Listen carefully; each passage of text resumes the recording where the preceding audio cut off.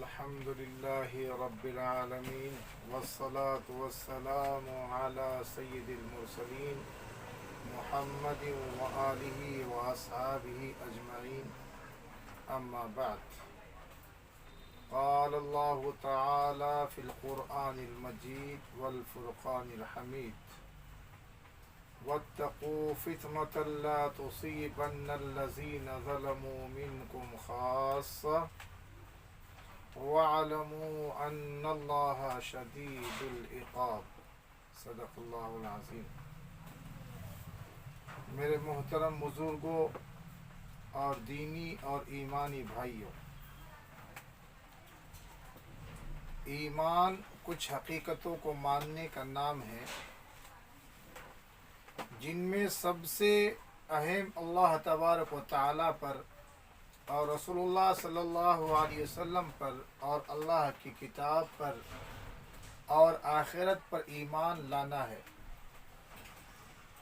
لیکن رسول اللہ صلی اللہ علیہ وسلم نے صرف ایمانیات ہی پر زور نہیں دیا،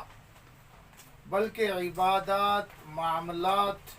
اور زندگی کے تمام شعبوں میں اپنی ہدایات سے سرفراز فرمایا ہے، اور پوری قوت اور تاکید کے ساتھ امت مسلمہ کو ان تعلیمات پر کاربند رہنے کی تلقین فرمائی، کیونکہ کسی قوم کے لیے اپنے تشخص کو برقرار رکھنا صرف عقیدے کے ذریعے ممکن نہیں، بلکہ تہذیب و معاشرت کو بھی اس میں بڑا دخل ہے۔ ہمارے ملک ہندوستان میں کتنی ہی قومیں ہیں جو آج ہندو قوم کا حصہ بن چکی ہے، وہ اعتقادی اور نظریاتی اعتبار سے اپنا الگ وجود رکھتی ہے، لیکن انہوں نے دوسری قوموں سے سماجی اور تہذیبی فاصلہ قائم نہیں رکھا۔ رہن سہن، لباس و پوشاک،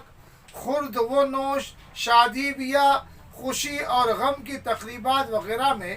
انہوں نے اپنا رنگ برقرار نہیں رکھا۔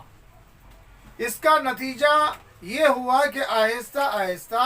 انہوں نے اپنا تشخص کھو دیا، اور آج ہندو قوم ان کو اپنا ایک حصہ تصور کرتی ہے۔ اس وقت پوری دنیا میں اس بات کی کوشش کی جا رہی ہے کہ مسلمانوں کو ان کے مذہبی تشخص سے محروم کر دیا جائے، کیونکہ جب کوئی قوم اپنی سماجی انفرادیت سے محروم ہو جاتی ہے تو وہ آہستہ آہستہ دین و مذہب ہی سے اپنا رشتہ توڑ لیتی ہے، اور اگر وہ کسی دوسرے مذہب کے دائرے میں داخل نہ ہو، اور جب بھی الحاد و انکار کا راستہ وہ اختیار کر لیتی ہے، یعنی کفر اور شرک کی راہ پر وہ چلنے لگتی ہے اور کفر اور شرک کی راہ کو اختیار کر لیتی ہے، یا کم سے کم وہ مذہب کے بارے میں غیر سنجیدہ رویہ اختیار کر لیتی ہے۔ غیر سنجیدہ رویے سے مراد یہ ہے کہ مذہب سے اس کی کوئی ذہنی اور فکری وابستگی نہیں ہوتی، البتہ وہ اسے ایک خاندانی روایت سمجھ کر ڈھوتی رہتی ہے۔ مذہبی اقدار پر اس کا کوئی یقین نہیں ہوتا، البتہ خاندانی روایت کے تحت خاص مذہبی تقریبات اور تہواروں میں اس کی شرکت ہو جاتی ہے، اور گاہے گاہے کچھ عبادت کی توفیق میسر آ جاتی ہے، لیکن حلال و حرام، معاملات، کسب معاش اور سماجی زندگی میں مذہب کے لیے کوئی جگہ اس کے پاس میں نہیں ہوتی۔ اسی کیفیت کو تہذیبی ارتداد سے تعبیر کیا گیا ہے۔ یہ ارتداد بے پاؤ آتا ہے، بغیر پاؤ کے آتا ہے، بغیر پاؤ سمجھے آتا ہے، غیر محسوس طریقے پر داخل ہوتا ہے، اور ایسا میٹھا زہر بن کر حلق سے اترتا ہے کہ زہر کا کھا کر بھی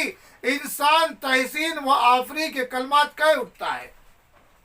یہ ارتداد نہ سوئے ہوئوں کو جگاتا ہے، نہ غافلوں کو متوجہ کرتا ہے، نہ فکر مند دلوں میں تلاطم پیدا کرتا ہے، نہ قلب و ذہن کو جھنجھوڑتا ہے، اور نہ اس کی وجہ سے سماج میں کوئی ہلچل پیدا ہوتی ہے۔ یہ اس بیماری کی طرح ہے جو بظاہر ہلکی ہو لیکن بتدریج انسان کو موت کی طرف لے جاتی ہے، اور یہ اندیشہ اور یہ ایسا نشہ ہے کہ مقتول خود قتل کی طرف بڑھتا چلا جاتا ہے۔ اس لیے اس ارتداد کو خوب سمجھنے، اس کے اسباب پر نظر رکھنے اور اس کے نتائج و عواقب پر غور کرنے کی ضرورت ہے، غور کرنے کی آج ہندوستان میں اس وقت سنگھ پریوار کی جانب سے اس بات کی بھرپور کوشش کی جا رہی ہے کہ مسلمان نماز پڑھے، مسجدوں کو جائے، عید بقرعید وغیرہ کر لیا کرے، لیکن اسلامی تہذیب کو خیر بات کہہ دے۔ اس کے لیے بظاہر معمولی لیکن نتائج کے اعتبار سے دور رس اقدامات کیے جا رہے ہیں۔ نصاب تعلیم میں تبدیلی لائی جا رہی ہے، ہندوازم کو ایک نظریہ و عقیدے کے بجائے قومی ثقافت کے روپ میں پیش کیا جا رہا ہے۔ اسکولوں میں دیویوں دیوتاؤں کی مورتیاں رکھی جاتی ہے، ہندو مذہبی تقریبات میں مسلمانوں کو دعوت دی جاتی ہے اور انہیں شریک کیا جاتا ہے، اور ہمارے مسلمان نوجوان دیوالی اور ہولی میں ذوق و شوق کے ساتھ شریک ہو رہے ہیں۔ مردوں اور عورتوں کے لیے دھوتی نما پیجامہ بنائے جا رہے ہیں۔ بہت سے علاقوں میں مسلمان عورتیں ہندوانہ رسم و رواج کے مطابق سندور لگاتی ہے، اور آج بین المذاہب یعنی مسلم کی لڑکی اور ہندو کا لڑکا شادی بیاہ کا یہ رواج بھی بڑھ رہا ہے۔ بعض جگہ مسلمان بچوں کے ہندی نام بھی رکھے جا رہے ہیں، ٹی وی پر پروگراموں کا ہندو کرن کیا جا رہا ہے، اور ہندو دیوتاؤں اور فرما رواؤں کو قومی ہیرو کے روپ میں پیش کیا جا رہا ہے، اور اس طرح کی بہت سی چیزیں ہیں جو ہمارے سماج میں دبے پاؤ آگے بڑھ رہی ہے۔ آج ہم ان کے قدموں کی آہٹ سننے سے قاصر ہے، لیکن اگر ہم نے حالات کو محسوس نہیں کیا تو مستقبل میں اس سے ناقابل تلافی نقصان کا اندیشہ ہے۔